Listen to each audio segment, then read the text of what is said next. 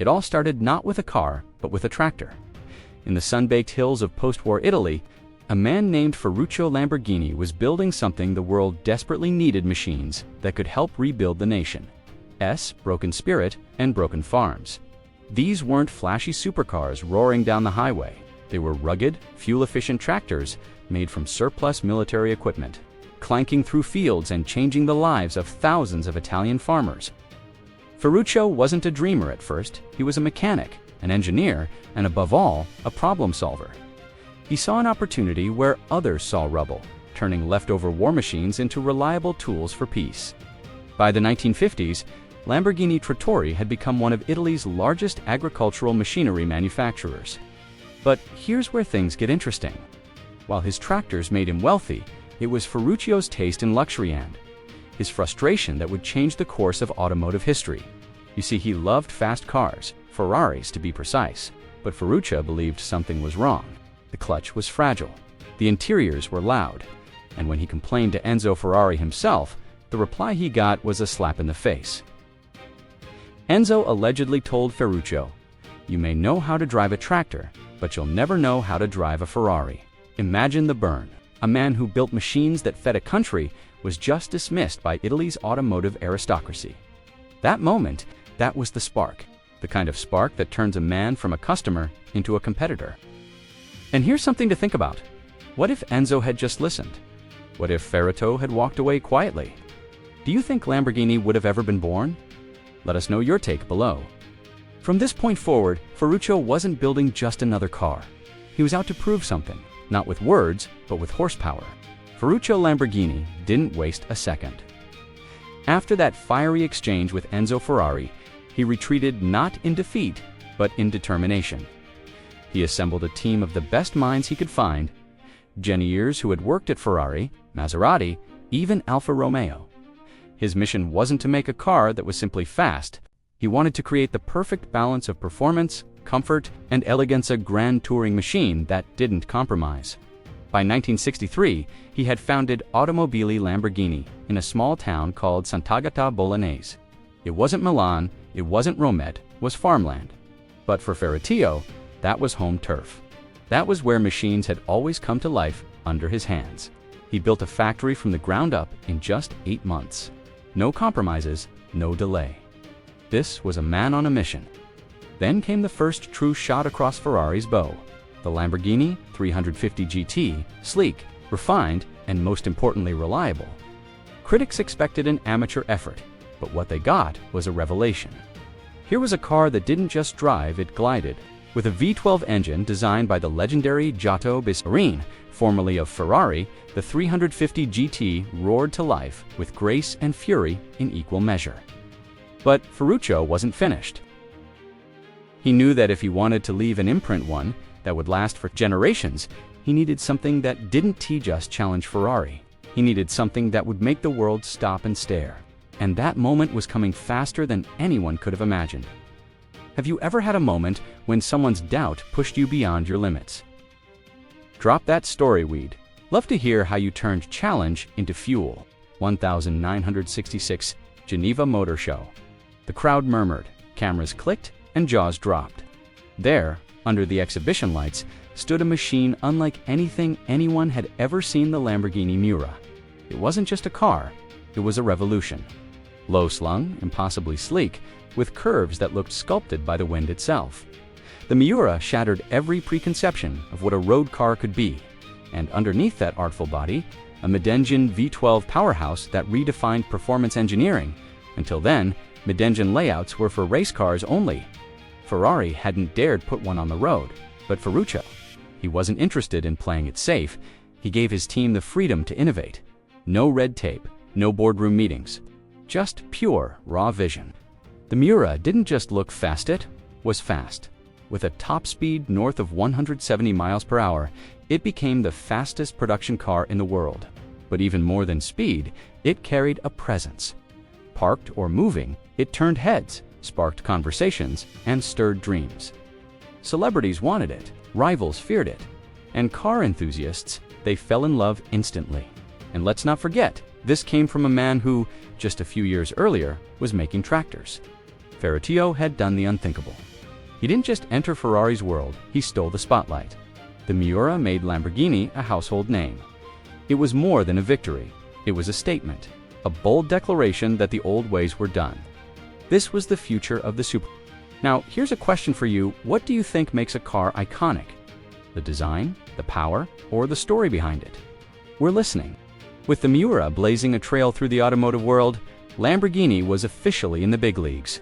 But Ferruccio wasn't the kind of man to rest on his victories. He understood something that many others didn't. Icons aren't built once. They're forged again and again. The Miura was just the beginning. The goal now was to prove that Lamborghini wasn't a one-hit wonder. It was a legacy in the making. As the 1970s rolled in, so did boldness. Enter the Lamborghini Countach, where the Miura was elegance and charm. The Countach was pure shock and awe. Angular, sharp, futuristic, it looked like it had crash-landed from another galaxy. When its scissor doors lifted skyward, people didn't just notice, they stared. The Countach didn't whisper performance, it screamed it. A wide stance, a monstrous V12 engine, and an aggressive growl that turned every tunnel into a concert hall. But here's the twist. The Countach wasn't easy, it was hot inside. Rear visibility was almost zero. Shifting gears could feel like arm wrestling. And yet, no one cared. Because driving a Countach wasn't just transportation, it was theater. It was chaos and beauty wrapped into one defiant machine. And every time you saw one, you remembered it. This was Ferruccio's genius. He didn't chase trends, he set them. He took risks that others wouldn't. He let his engineers push boundaries, break molds, and create machines that made your heart race before you even turned the key. But even legends have their shadows. Behind the success, the pressure was mounting. Oil crises hit. Economic tides shifted. Ferruccio, ever the pragmatic businessman, began to feel the weight. In 1974, he made the decision no one saw coming. He sold his remaining shares of the company and quietly stepped away. The man who started it all walked off stage. But his dream? It roared on. Have you ever built something only to let it go? Share that moment, because sometimes walking away takes more courage than holding on. Ferruccio Lamborghini may have left, but his legacy had already taken root deep in the DNA of his company. The cars kept coming louder, faster, bolder. And while the 1980s and 90s brought a roller coaster of ownership changes and financial turbulence, Lamborghini's mystique never faded. It was a brand built on rebellion, and rebellion doesn't die easily. But make no mistake, those years weren't easy. Without Ferruccio at the helm, Lamborghini drifted. Models like the Jalpa and LM00 Tufa, infamous Rambo-Lambo SUV turned heads, sure, but lacked the consistency and polish of their earlier icons. Still, even in chaos, Lamborghini refused to become ordinary. They remained the wild child of the automotive world, the one brand that refused to color within the lines. Then came a turning point. In 1998, a new parent arrived, Audi.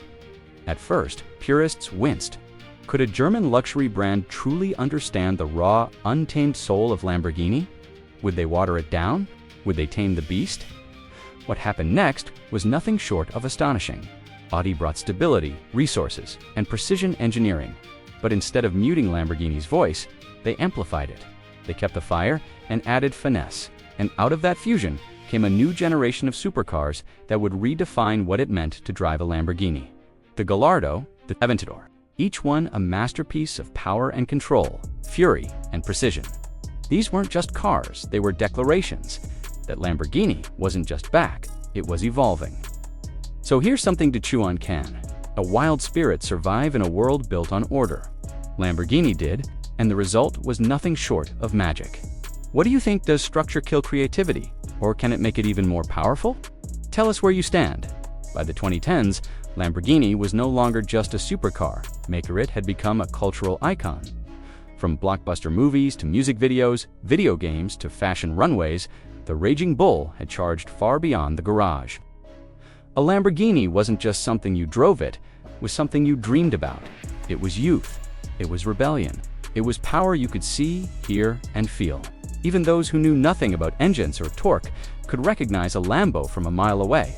And when that V12 screamed to life, everyone turned to look. Models like the Aventador didn't just carry on the legacy, they elevated it. A 6.5-liter naturally aspirated V12 a design that looked like it had been carved from fire and shadows, and a presence that turned highways into runways. Lamborghini was embracing the future, but holding tight to its wild roots. And then came a shocker. In 2018, Lamborghini unveiled something no one saw coming: a super SUV, the Urus, a Lamborghini that could take your kids to school. At first, critics laughed, but then they drove it. Twin-turbo V8, 0 to 60 in just over 3 seconds. And somehow, despite its size, it still felt like a Lamborghini: ferocious, unapologetic, unmistakably bold. The Urus wasn't a compromise. It was a conquest. It opened doors to new buyers, new roads, new possibilities. And within a few years, it became Lamborghini's best-selling vehicle ever. Just let that sink in: a brand born in tractors, now leading the charge with a super SUV. From dusty Italian fields to high-speed tracks and neon-lit cities, Lamborghini had evolved without losing its soul. Now ask yourself, can a brand change its form without changing its essence? Let us know what you think. As the world shifted toward electric and hybrid technology, many wondered, would Lamborghini follow, or would it resist? For decades, the brand had built its name on roaring V12s and fiery exhausts. They waited, watching, planning, and most importantly, refusing to lose what made them Lamborghini in the first place. Then came the unveiled in 2019, it was Lamborghini's first hybrid. But of course, they didn't do it like anyone else. They didn't use traditional batteries. It used a supercapacitor system, faster and lighter than lithium-ion. It still housed a V12 engine, but added electric power to push beyond the limits. The result? A hypercar that roared into the future without abandoning the past. It was a message to the world. Lamborghini could evolve without compromise. And now, with models like the Revuelto, the company is leaning into electrification, carefully, boldly, and with the same sense of theater that's defined them for over 6 decades. They're not just making electric cars, they're making Lamborghinis that happen to be electric. And that distinction, it matters. In a world chasing efficiency, Lamborghini is still chasing emotion. Because let's be honest, when you think of your dream car, do you think of silence? Or do you think of a scream that makes your heart pound? Let's hear it from you. Can electric cars ever capture the soul of driving? Or will something always be missing?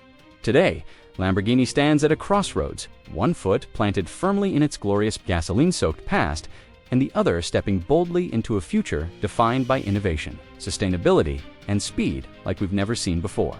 But even as technology advances, the soul of Lamborghini remains untouched.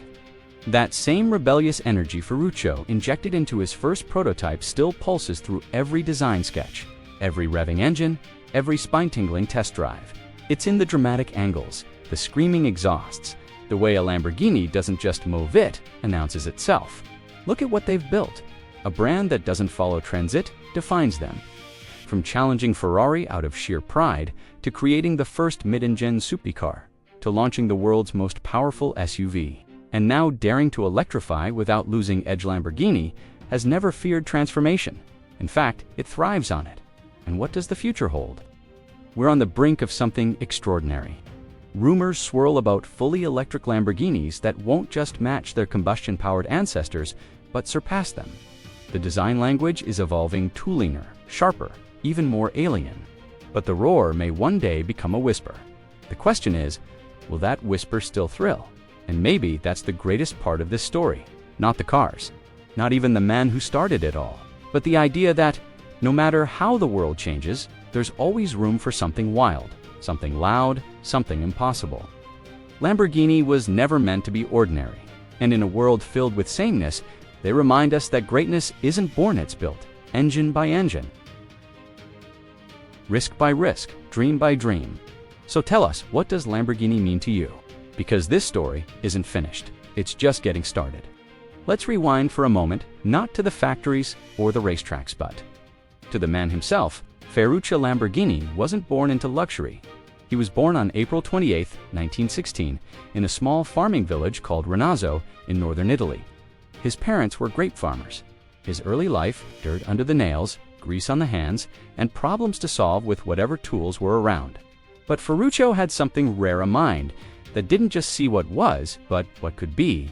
As a young man, he became obsessed with mechanics. During World War II, He worked as a mechanic for the Italian Royal Air Force, fixing engines under pressure, innovating with limited resources. After the war, while others tried to survive, Ferruccio saw an opening. Farmers needed machines, and he could build them. That single vision launched Lamborghini Trattorian changed his life forever. What's striking isn't just that he became rich, it's how he did it by solving real problems, staying hands-on, and never settling for less than excellence. And when he had everything success, wealth, Ferraris, in his garage, he still wasn't satisfied because something wasn't right. Something could be better. That's who Ferruccio was. Not just a builder, a challenger, a perfectionist with the nerve to tell Ferrari their car could be improved and then go build a better one himself. His story is a reminder that greatness isn't just about talent, it's about conviction, about standing your ground when everyone tells you to sit down, about turning frustration into fuel. So here's a thought. What's your Ferrari moment? That one time you were told you can't, and deep down you knew you could. You might be closer to building your own legacy than you think. Legacy, it's a word thrown around often, but few truly earn it. Lamborghini didn't just build fast cars. It built an attitude, a statement, a symbol. For over 60 years, it has remained a brand that refuses to fade into the background. And maybe that's what makes it so powerful, its defiance, its refusal to be quiet. In an industry often defined by compromise, Lamborghini chooses chaos, beauty, and boldness every single time. Think about it, from the rugged tractors of post-war Italy to the hypnotic lines of the Miura, from the sci-fi silhouette of the Countach to the brute force of the Aventador, from the unexpected success of the Urus to the electric hum of the Lamborghini story isn't just one of speed. It's about vision and the courage to chase it. That's why the bull is the perfect symbol. Strong, proud, relentless, even as times change. Even as engines grow quiet and dashboards go digital, the Lamborghini name carries weight. It's more than just horsepower or price tags. It's a feeling, that gasp when you first see one, that grin when you hear the engine, that second glance over your shoulder as it disappears down the road like a rocket with a soul. And in that moment, whether you're behind the wheel or just watching from the sidewalk, you're reminded of something simple but powerful. Dreams, when pursued relentlessly, become legends, and legends, they never die.